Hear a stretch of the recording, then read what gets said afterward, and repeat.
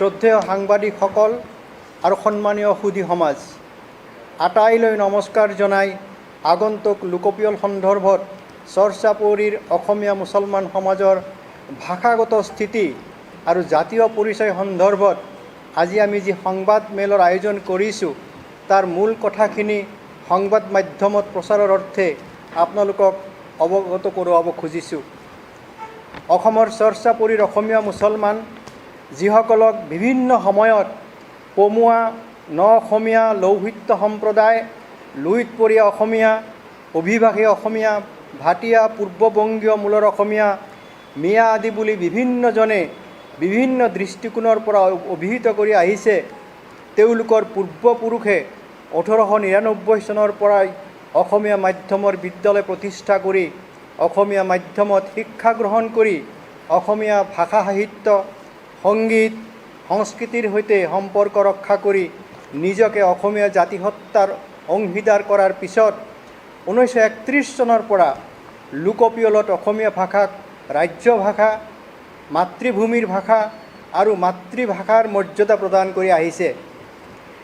এই ধাৰা 2026-27 চনৰ লোকপিয়লতো অব্যাহত থাকিব।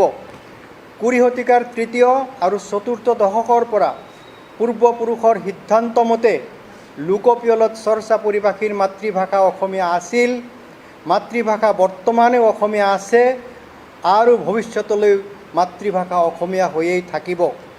সেয়ে চৰ্চাপৰীৰ অসমীয়া মুছলমান সমাজে কোনো ধৰণৰ ৰাজনৈতিক, সাম্প্ৰদায়িক, সম্প্ৰসাৰণবাদী আৰু বিভাজনবাদী শক্তিয়ে পাতি দিয়া ষড়যন্ত্ৰৰ ফান্দত ভৰি নিদিয়ে, তাৰ কাৰণে আমাৰ আহ্বান থাকিব।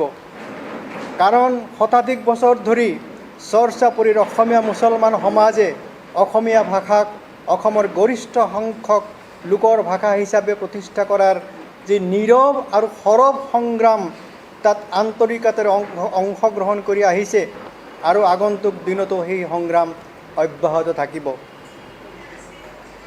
1919 চনত অসম সাহিত্য সভাৰ সভাপতি কালিৰাম মেধিয়ে তেওঁৰ অভিভাষণত অসমীয়া ভাষা কেৱল হিন্দুৰ ভাষা নহয়, মুছলমানৰো সম্পত্তি বুলি কোৱা কথাষাৰি 1926 চনত ময়মনসিঙীয়া মুছলমানক অসমীয়া ভাষা সংস্কৃতি গ্ৰহণ কৰিবলৈ অসম সাহিত্য সভাই জনোৱা আহ্বান, 1929 চনত অসম সাহিত্য সভাৰ অধিৱেশনত চৰ্চাপৰীৰ ছাত্ৰ ছাত্ৰীয়ে পৰিৱেশন কৰা চিৰচেনেহী মোৰ ভাষা জননী শীৰ্ষক গীত, 1929 চনৰ অধিৱেশনত অসমৰ ৰাজ্যপালে চৰ্চাপৰীৰ জনসাধাৰণক অসমীয়া ভাষা গ্ৰহণ কৰিবলৈ জনোৱা আহ্বান, 1940 চনৰ 29 আগষ্টত গুৱাহাটীৰ কাৰ্জন হলৰ মুকলি প্ৰাংগণত অসমীয়া অম্বিকাগিৰি ৰায়চৌধুৰীৰ সভাপতিত্বত অনুষ্ঠিত হোৱা সভাৰ প্ৰস্তাৱ, 1940 চনত চৰ্চাপৰীৰ 9গৰাকী মুখীয়াল লোকে 1941 চনৰ লোকপিয়লত চৰ্চাপৰীৰ জনসাধাৰণৰ মাতৃভাষা অসমীয়া বুলি লিখিবলৈ তেতিয়াৰ অসমৰ প্ৰধানমন্ত্ৰীলৈ লিখা পত্ৰ, 1941 চনত জ্যোতিপ্ৰসাদ আগৰৱালাই চৰ্চাপৰীৰ মুছলমান সমাজক ন অসমীয়া ময়মনসিঙীয়া বুলি অসমীয়া ডেকা ৰূপটিত কবিতাৰ মাজেৰে দিয়া স্বীকৃতিৰ মাজেৰে আহি 1931, 1941, 1951 আৰু 1961 চনৰ লোকপিয়লত অসমীয়া ভাষাক মাতৃভাষাৰ মৰ্যাদা দি চৰ্চাপৰীৰ জনসাধাৰণে ভাষাকেন্দ্ৰিক অসমীয়া জাতিৰ সৈতে চামিল হৈ আহিছে। আনকি 1960 আৰু 61 চনৰ ৰাজ্যভাষা আন্দোলন, 1972 চনৰ মাধ্যম আন্দোলনত চৰ্চাপৰীৰ জীৱনধাৰাৰ সৈতে জড়িত একাধিক লোকে শ্বহীদৰ ৰূপত প্ৰাণ বলিদান দি অসমীয়াত্বৰ এক শক্তিশালী অংশীদাৰ হৈছে। সেয়েহে চৰ্চাপৰীৰ জীৱনধাৰাৰ সৈতে জড়িত মুছলমান সমাজক যি নামেৰেই নামাতক কিয় তেওঁলোকৰ জাতীয় পৰিচয় অসমীয়া, ইয়াৰ বিকল্প অন্য পৰিচয় চৰ্চাপৰীৰ মুছলমানৰ নাই। সেয়ে আমি অসম চৰ্চাপৰী সাহিত্য সভা, চৰ্চাপৰী সাহিত্য পৰিষদ অসম আৰু চৰ্চাপৰী অসমীয়া সমাজৰ তৰফৰ পৰা চৰ্চাপৰীৰ মুছলমান সমাজৰ প্ৰায় 70-80 লাখ জনসাধাৰণৰ হৈ আহ্বান জনাওঁ যে এই বৃহৎ জনগোটটোক বৈষম্য আৰু সন্দেহৰ চকুৰে নেচাই সদ্ভাৱনাৰে আঁকোৱালি লৈ আগবাঢ়ি গৈ আমি অসমীয়া সমাজ আৰু অসমীয়া জাতিৰ পৰিসৰ অধিক শক্তিশালী আৰু ভাষিক স্থিতিক অধিক সমৃদ্ধ কৰিব পাৰোঁ। জয় অসমীয়া ভাষাৰ জয়, জয় অসমীয়া জাতিসত্তাৰ জয়। আহ্বায়ক মণ্ডলীৰ হৈ খবিৰ আহমেদ, সভাপতি অসম চৰ্চাপৰী সাহিত্য সভা, ডক্টৰ হাফিজ আহমেদ, সভাপতি চৰ্চাপৰী সাহিত্য পৰিষদ, ইছমাইল হুছেইন, প্ৰধান সম্পাদক চৰ্চাপৰী অসমীয়া সমাজ। ধন্যবাদ। আমাৰ চৰ্চাপৰী সাহিত্য সভাৰ সভাপতি খবিৰ আহমেদ ডাঙৰীয়াই যি সংবাদ বিবৃতি পাঠ কৰিলে, ইয়াত আমাৰ কিছু ঘটনাৱলী চন তাৰিখৰ কথা উল্লেখ আছে। যদি আপোনালোকে জানিব খোজে আমি তাৰ সঠিক ব্যাখ্যা আগবঢ়াম। অসমীয়া ভাষাৰ হৈ খাৰুপেটীয়াত 1972 চনৰ 5 অক্টোবৰত কুমৰ আলী আৰু জহৰ আলী শ্বহীদ হৈছিলে। তেওঁলোকে চৰ্চাপৰী সন্তান। ঠিক তেনেকৈ আমাৰ 1960 আৰু 72ৰ ভাষা আন্দোলনত শতকৰা 100% লোকেই অসমীয়া ভাষা ৰাজ্য ভাষা, অসমীয়া ভাষা মাধ্যম হ'ব লাগে, তাৰ কাৰণে যুঁজ দিছিলে। সেই বিষয়ে আমি ইতিমধ্যে লিখা মেলা কৰিছোঁ, গ্ৰন্থ প্ৰকাশ পাইছে। তদুপৰি খবিৰ আহমেদ ডাঙৰীয়াই যি 9গৰাকী ব্যক্তিৰ কথা কৈছিলে, তেতিয়াৰ প্ৰধানমন্ত্ৰী মানে অসমৰ প্ৰধানমন্ত্ৰী, মুখ্যমন্ত্ৰীক তেতিয়া প্ৰধানমন্ত্ৰী বুলি কোৱা হৈছিলে। আৰু ডেকা অসমত সেই পত্ৰ প্ৰকাশ পাইছিলে। অম্বিকাগিৰি ৰাইচৌধুৰীও আছিলে সেই অভিযানত, আৰু মাধৱ চন্দ্ৰ বেজবৰুৱা আছিল, নীলমণি ফুকন আছিল। এইসকলে সেই সময়ত এই জনসাধাৰণৰ লগত যি বন্ধুত্ব গঢ়ি তুলিছিলে, তাৰ ফলত শতকৰা 100% মানুহে 41 লোকপিয়লত অসমীয়া ভাষা মাতৃভাষা লিখিছিলে। সেই লোকপিয়ল সম্পূৰ্ণ হৈছিলে, কিন্তু শেষৰ পুনৰীক্ষণ কৰিব নোৱাৰাৰ কাৰণে সেই লোকপিয়ল বাতিল কৰা হৈছিলে দ্বিতীয় বিশ্বযুদ্ধৰ কাৰণে। আৰু সেই 9গৰাকী ব্যক্তিৰ নাম মই ঘোষণা কৰিব খুজিছোঁ এইকাৰণেই, এই ইতিহাস বহুতে নাজানে। সেই আবেদনকাৰীসকল যিসকলে 40 চনত কৈছিলে যে প্ৰধানমন্ত্ৰীলৈ লিখিছিলে যে 41 লোকপিয়লত অসমীয়া ভাষা মাতৃভাষা লিখিব লাগে আমাৰ চৰ্চাপৰী জনসাধাৰণৰ হৈ, তেওঁলোক আছিল ৰিয়াজুদ্দিন আহমেদ হাউলি, দাৰগালী চৰকাৰ ৰায়পুৰ, তেওঁ লোকেল বোৰ্ডৰ মেম্বাৰ আছিলে। পিয়াৰুল্লাহ চৰকাৰ লোকেল বোৰ্ডৰ মেম্বাৰ আছিলে। মাজগাঁও পল্লাৰপাৰ, আব্দুল মজিদ খান, কুজাৰপীঠ হাইস্কুল মাইনৰ স্কুল, কুজাৰপীঠ বৰপেটা জিলা, আমজাদ আলী খান বেতবাৰী বৰপেটাৰ ওচৰৰ, হবিবুল্লাহ মুন্সি হাতীজানা দলগাঁও, বৰ্তমান বৰপেটা জিলাৰ আটাইকেইগৰাকী, দাইমুল্লা চৰকাৰ কলবাৰী, আমিৰ আলী চৰকাৰ ৰায়পুৰ, কলিমুদ্দিন শ্বেখ পণ্ডিত তেওঁ ৰায়পুৰ। গতিকে এইসকলে যিটো ভূমিকা লৈছিলে সেই ইতিহাস বহুতে নাজানে। আনকি 1928 চনত আবাহনত চৰুৱাৰ উক্তি নামৰ এটা কবিতা লিখিছিলে অতুল চন্দ্ৰ হাজৰিকাই ছদ্মনামত। সেইটো আছিলে এটা প্ৰতীকী সাহস। আৰু তেতিয়াৰ পৰাই এই যে অভিযান আৰম্ভ হ'ল, সেই অভিযান চলি আছে, কিন্তু ৰাজনৈতিক বাতাবৰণৰ কাৰণে মানুহে বহুত ভুল বুজিছে যে এই জনসাধাৰণৰ মাজত সাহিত্যিক আছে, শিল্পী আছে, বৰগীতৰ শিল্পী আছে, বিয়ানাম গোৱা শিল্পী আছে, ভাওনা কৰা শিল্পী আছে। আজি আপোনালোকক দেখুৱাবলৈ মই গৌৰৱবোধ কৰিছোঁ। এয়া চৰ্চাপৰী জনগোষ্ঠী, যিসকলক আমি জোলা বুলি কওঁ। চৰ্চাপৰীত যিকেইটা জনগোষ্ঠী আছে 9টা গোট, সেই জোলাসকলে এই গামোচা তৈয়াৰ কৰে। এইটো হ'ল আমাৰ দৰা গামোচা, গুণাকটা আনাকাটা গামোচা। এইটো আমাৰ কামৰূপ জিলা, নলবাৰী জিলা, বৰপেটা জিলাত আমাৰ কয়াকুছি অঞ্চলৰ ভক্তৰডবাৰ পৰা যায়, চলি আছে। এই যে আমাৰ বিহুৱান দেখিছে, ইয়াৰ বাদে অন্য কোনো বিহুৱান আমি ব্যৱহাৰ নকৰোঁ। এয়া আমাৰ কয়াকুছিৰ শিপিনীয়ে বোৱা, দুয়োফালে আছোঁ। এয়া গুটি ফুলৰ বিহুৱান গামোচা। এইবোৰ বহুতে ভাবে যে চৰ্চাপৰী জনসাধাৰণে দোকানৰ পৰা কিনিছে। নহয়, এইবোৰ আমি নিজে ঘৰত বৈ, তাঁতশালত বৈ এই অভিযানটো চলি আছে। কিন্তু চৰকাৰৰ ফালৰ পৰা বা ৰাজনৈতিক প্ৰতিনিধিসকলৰ ফালৰ পৰা যদি সদিচ্ছা থাকে আৰু বেছি সদিচ্ছা দেখুৱায়, তেনেহ'লে অসমখন সম্পূৰ্ণ সলনি হৈ পৰিব। কৰ্ম সংস্কৃতি, ভাষা সাহিত্য সংস্কৃতি, আৰু এতিয়া যিবোৰ বিভাজন আৰম্ভ হৈছে, জনগোষ্ঠীয় বিভাজন, এইটো চৰ্চাপৰীক লৈ বা অন্য জনগোষ্ঠীক লৈ, এইবোৰ নাইকিয়া হ'ব। আমি অসমখন এখন শান্তিৰ অসম বিচাৰোঁ, সমন্বয়ৰ অসম বিচাৰোঁ, আৰু ভৱিষ্যতে যাতে আমি অসমীয়া হিচাপে মেৰুদণ্ড পোন কৰি চলিব পাৰোঁ। বিহু আমাৰ, শংকৰী ঐতিহ্যও আমাৰ, যিখিনি আমাৰ ধৰ্মনিৰপেক্ষ সমল আছে, যিখিনি আমাৰ ভাষাৰ লগত সম্পৰ্কিত, সেইখিনি আমি গ্ৰহণ ইতিমধ্যে কৰিছোঁ। সেইখিনি আমাৰ চৰ্চা চলি আছে আৰু ভৱিষ্যতেও চলি থাকিব। এতিয়া আপোনালোকে কিবা প্ৰশ্ন যদি সুধিব লগা থাকে সুধিব। আমাৰ হাফিজ আহমেদ ডাঙৰীয়া, তেখেত চৰচাপৰি সাহিত্য পৰিষদৰ, তেখেতে দুআষাৰ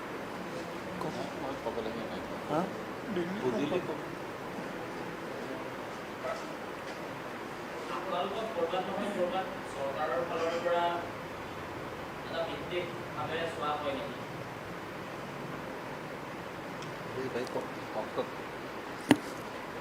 আমি আচলতে চৰকাৰটো আমাৰেই, যি দলৰে হওক চৰকাৰ আমাৰ, কাৰণ চৰকাৰ চলে আমাৰ কৰৰ পইচাৰে, সকলোৰে কৰৰ পইচাৰে। চৰকাৰে সমদৃষ্টি দিয়াটো আমি কামনা কৰোঁ। ৰাজনৈতিক দলে চৰকাৰ চলায়, কিন্তু ৰাজনৈতিক দলৰ নেতাই কি কয় সেইটো আমি গুৰুত্ব নিদিওঁ, কিন্তু চৰকাৰৰ মুৰব্বীয়ে কি কয় সেইটোক আমি গুৰুত্ব নিশ্চয় দিম। চাওক, আমাৰ সংগঠনবোৰে বিশেষকৈ চৰচাপৰি সাহিত্য পৰিষদে দীৰ্ঘকাল ধৰি আমাৰ স্থাপন কালৰ পৰাই, প্ৰতিষ্ঠা হোৱা কালৰ পৰাই আমি এটা ডিমাণ্ড দি আহিছিলোঁ যে অসমীয়া ভাষা সাহিত্য সংস্কৃতিৰ প্ৰচাৰৰ কাৰণে চৰচাপৰিৰ প্ৰতিটো সমষ্টিতে একোটাকৈ সাংস্কৃতিক কেন্দ্ৰ গঢ়ি তুলিব লাগে। কিন্তু দুখ আৰু পৰিতাপৰ বিষয় যে বৰ্তমানৰ চৰকাৰেই নহয়, আগৰ তৰুণ গগৈ চৰকাৰৰ দিনৰ পৰা আমি দাবী জনাইছিলোঁ, সেই দাবী কেতিয়াও বাস্তৱায়িত নহ'ল। আমি ৰাজনীতিৰ লগত সিমান জড়িত নহয়, কিন্তু আমাৰ প্ৰথম আৰু প্ৰধান কথাটো হ'ল যে অসমীয়া ভাষা সাহিত্য সংস্কৃতি কেনেকৈ চৰচাপৰিত আমি প্ৰচাৰিত কৰিব পাৰোঁ, প্ৰসাৰিত কৰিব পাৰোঁ, আৰু কেনেকৈ চৰচাপৰিৰ যি অসমীয়া মুছলমান জনগোষ্ঠী, সেই জনগোষ্ঠীক কেনেকৈ আমি অগ্ৰত যিসকল অসমীয়া মূল সুঁতিৰ লগত আমি কেনেকৈ মিলাই দিব পাৰোঁ, তাৰ কাৰণে আমি সদায় কাম কৰি আছোঁ। আপোনালোকৰ বিৰুদ্ধে ষড়যন্ত্ৰ কৰা বুলি কয়, ষড়যন্ত্ৰটো কোনে কৰে? ষড়যন্ত্ৰ শুনক, ষড়যন্ত্ৰ অসমৰ বৃহত্তৰ অসমীয়া সমাজৰ পৰা কোনো আমি ষড়যন্ত্ৰ অনুভৱ কৰা নাই। কথাটো হৈছে যে কিন্তু ৰাজনৈতিকভাৱে এনেকুৱা এটা কথা হ'ব পাৰে যে কিছুদিন ধৰি আমি লক্ষ্য কৰিছোঁ যে অসমৰ এই বৃহৎ চৰচাপৰিৰ অসমীয়া মুছলমানখিনিক বৃহত্তৰ অসমীয়া সমাজৰ পৰা নিলগাই ৰখাৰ কাৰণে এটা প্ৰচেষ্টা যেন অব্যাহত ৰখা হৈছে, যিটো ভৱিষ্যতৰ কাৰণে অসমীয়া বৃহত্তৰ অসমীয়া সমাজৰ কাৰণে মংগলজনক নহ'ব। আৰু আমাৰ আহ্বান থাকিব যে এই যিটো মানে আমাক এলিয়েনেট কৰাৰ বা আমাক নিলগাই ৰখাৰ যিটো এটা মানে মনোবৃত্তি গা কৰি উঠিছে বৰ্তমান ৰাজনৈতিক পৰিমণ্ডলত, এইটো নোহোৱা হ'ব লাগে। আৰু আমি সকলো জাতি জনগোষ্ঠী একেলগ হৈ পেলাই অসমীয়া জাতি ভাষা সাহিত্য সংস্কৃতিক আগুৱাই লৈ যাব লাগে।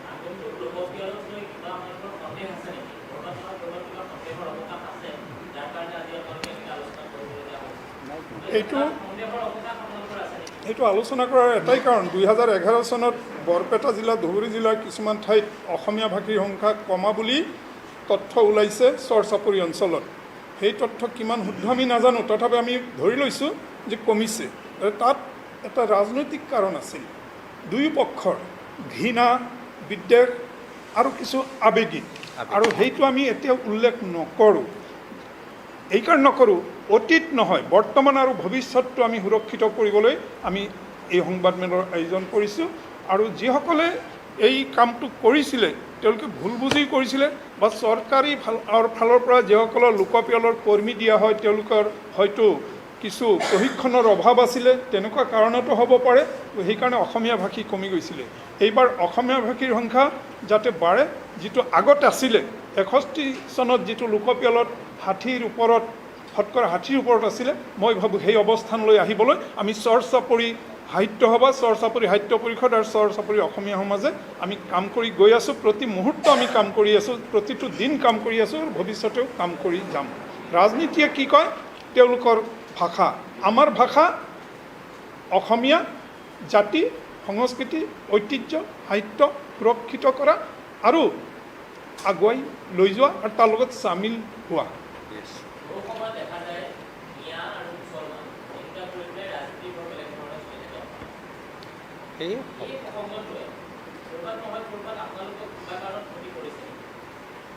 আমাক আঘাত দিছে, মনত বহুত আঘাত দিছে, আপোনালোকে সেইখিনি দেখি আছে।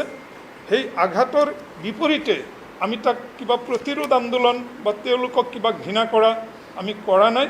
আঘাতখিনি সহ্য কৰি আমি কিন্তু অসমীয়া শব্দটোক কেন্দ্ৰ কৰি আমি মিলি কাম কৰি গৈ আছোঁ। আগন্তুক লোকপিয়লত আপোনালোকৰ ভূমিকা কি হ'ব? 100% অসমীয়া ভাষা লোকপিয়লত জাতি অসমীয়া, ভাষা অসমীয়া, এই পৰিচয়ে মূল পৰিচয় হ'ব, মূল কথা হ'ব। নহয়, ইতিমধ্যেই আমি আমাৰ সংগঠনবোৰে বিশেষকৈ আমাৰ চৰ্চাপৰী সাহিত্য পৰিষদে এটা সিদ্ধান্ত লৈছোঁ যে প্ৰতিটো জিলাত আমি একোখনকৈ আলোচনা চক্ৰ অনুষ্ঠিত কৰিম। যি আলোচনা চক্ৰত এই কথাবোৰ সজাগ কৰি দিয়া হ'ব যে ক'ৰবাত যদি অতীতত কিবা ভুল ত্ৰুটি হৈছিলে সেই ভুল ত্ৰুটি আমি আঁতৰাব লাগে। আৰু আমি সদায় এটা কথা মনত ৰাখিব লাগে যে আমি এই অসমতে জন্ম, অসমৰে চৰ্চাপৰীবাসী অসমীয়া, গতিকে অসমীয়া ভাষা সাহিত্য সংস্কৃতিৰ বিকাশ সাধনে আমাৰ একমাত্ৰ লক্ষ্য হোৱা উচিত। গতিকে আগন্তুক লোকপিয়লতো আমাৰ মাতৃভাষা অসমীয়া হিচাপে যাতে শতকৰা 100% চৰ্চাপৰীবাসীয়ে লিপিবদ্ধ কৰিব পাৰে, সেইটোৱে আমি প্ৰচেষ্টা চলাম। চৰ্চাপৰী অঞ্চলত আপুনি কৈছে গামোচা কৈছে, অসমীয়া ভাষা কয়, এই কথাবোৰ বাহিৰলৈ উলিয়াই দিয়াৰ ক্ষেত্ৰত আপোনালোকৰ দৰে কিছু সংগঠনে সফল হৈছে নেকি? কাৰণ যিবোৰ কথা যিধৰণে গম পাব লাগে হয়তো তেনেকৈ গম পোৱা নাই। চাওক, এই ক্ষেত্ৰত চৰকাৰৰ সংবাদ মাধ্যমৰ সহযোগিতা প্ৰয়োজন, অসম সাহিত্য বা বিভিন্ন সাহিত্য সংগঠনৰ প্ৰয়োজন। আমি আহ্বান জনাইছোঁ, কিন্তু মোৰ জন্মস্থান বৰপেটা জিলাৰ কয়াকুছি। আমি কয়াকুছি বিহু সন্মিলন পাতোঁ, আপোনালোকে সামাজিক মাধ্যমত পাইছে। আমি 200-300 ল'ৰা ছোৱালীক আমি আখৰা কৰে, আমি পৰৰ বিহুৱা বিহুৱতীৰ বিহু নাপাতোঁ, আমি নিজে পাতোঁ, আমি ভাওনা কৰোঁ। সেইখিনি যেনেদৰে প্ৰচাৰ হ'ব লাগিছিলে, প্ৰচাৰ হ'লে মানুহ উৎসাহিত হয়, কাম কৰিবলৈ এটা পদ পায়, সেইটো হোৱা নাই।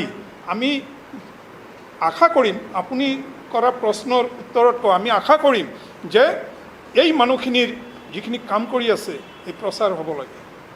কাৰণ অসম সাহিত্য সভাৰ শতাধিক শাখা আছে চৰ্চাপৰীত, দিন ৰাতি কাম কৰি আছে। অসমীয়া মাধ্যমৰ বিদ্যালয় বাদে অন্য বিদ্যালয় নাই, এটা আমি গৌৰৱেৰে ক'ব পাৰোঁ। খবিৰ আহমেদ ডাঙৰীয়াৰ হাতত 150 তালিকা আছে 1950 চনলৈ, 1886 চনৰ পৰা 1950 চনলৈ অসমীয়া মাধ্যমৰ বিদ্যালয় গঢ়ি উঠিছিলে। জানে আপোনালোকে যে ভাষিক আগ্ৰাসনৰ কাৰণে বাংলা মাধ্যমৰো বিদ্যালয় আছিলে 1940 চনলৈকে। লোকেল বোৰ্ডসমূহে নামনি অসমত সেইবোৰ ৰাতিৰ ভিতৰত শৰৎ চন্দ্ৰ সিংহ বা অন্যান্য যিসকল আমাৰ ধনীৰাম তালুকদাৰ, আব্দুল কুদ্দুছ, তেওঁলোকৰ নেতৃত্বত অসমীয়া মাধ্যমৰ কৰি পেলাইছিলে। সেই ষড়যন্ত্ৰ ওফৰাই 41 চনৰ, তাৰপিছত 51 চন আৰু 61 চন, তাৰপিছত আৰু বাংলা মাধ্যমৰ বিদ্যালয় ক'তো নাই। গতিকে এই যে ইতিহাস, সেই ইতিহাসটো যদি তুলি ধৰে সংবাদ মাধ্যমে ভালকৈ, অসম সম্পূৰ্ণ সলনি হৈ যাব। আজি আপোনাৰ 72ৰ যিটো আন্দোলন, মাধ্যম আন্দোলন, 60, 61লৈকে ৰাজ্যভাষা আন্দোলন চলিছে। বৰাকতটো 10 গৰাকী শ্বহীদ হৈছিলে আমাৰ জীৱন ধাৰাৰ লগত জড়িত। আপোনালোকে প্ৰশ্ন কৰিব পাৰে তাত তেওঁলোকে বাংলা ভাষা কিয় লৈছে? চৰকাৰেই দি দিলে বাংলা ভাষা, তেওঁলোকে অসমীয়া দাবী কৰিছিলে, 10জন শ্বহীদ হৈছিলে, সেই শ্বহীদৰ তালিকা আমাৰ হাতত আছে। আৰু চৰকাৰে যদি দি দিলে তাত বাংলা ভাষা বৰাকত, তাত অসমীয়া ভাষাৰ কাৰণে কিমান যুঁজ কৰিব? মই 2 বছৰ তাত থাকি অসমীয়া মাধ্যমৰ বিদ্যালয়, প্ৰাথমিক বিদ্যালয়বোৰ তাৰ যিটো ফলক, এইবোৰ খুলি আমি অসমীয়াত লিখি থৈ আহিব লগা হৈছে। তাত অসমীয়া কিতাপ কিন্তু বাংলা ভাষা শিকায়। তেনেকুৱা পৰিৱেশো আমি সলনি কৰিব লগা হৈছে, কিন্তু চৰ্চাপৰীত তেনেকুৱা কৰিব লগা হোৱা নাই।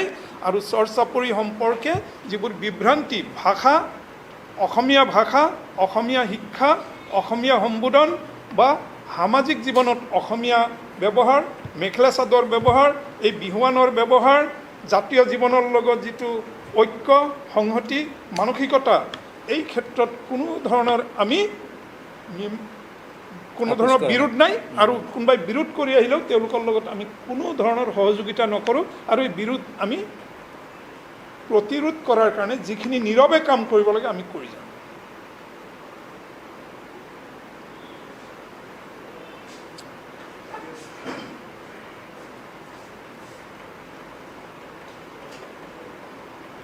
মানে আমাৰ এটা আহ্বান থাকিব, বিশেষকৈ আমাৰ সাংবাদিক বন্ধুসকললৈ, সংবাদকৰ্মীসকললৈ, যে আমি অনুভৱ কৰোঁ যে এই মুহূৰ্তে আমি অসমত এটা সন্দিক্ষণত উপনীত হৈছোঁ।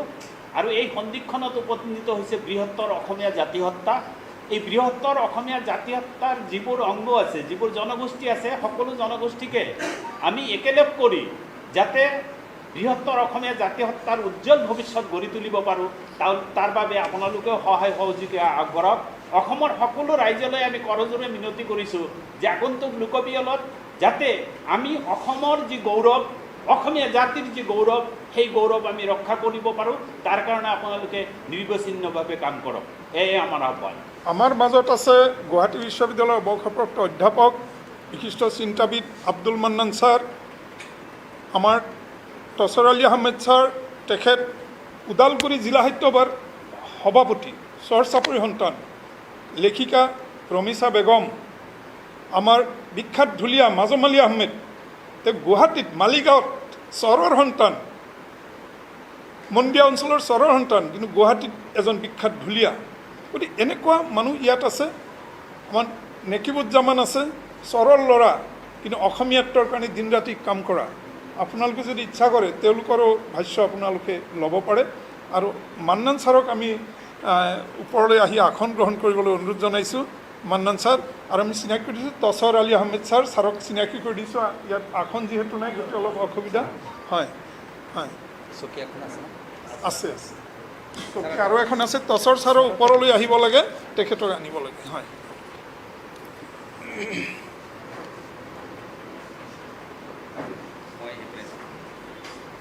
এই যে আমাৰ ৰমিছাক যে দেখিছে, মেখেলা চাদৰ পিন্ধি আহিছে, অসমীয়া গামোচাখন লৈ আহিছে, এয়াই আপোনালোকে চৰত দেখা পাব।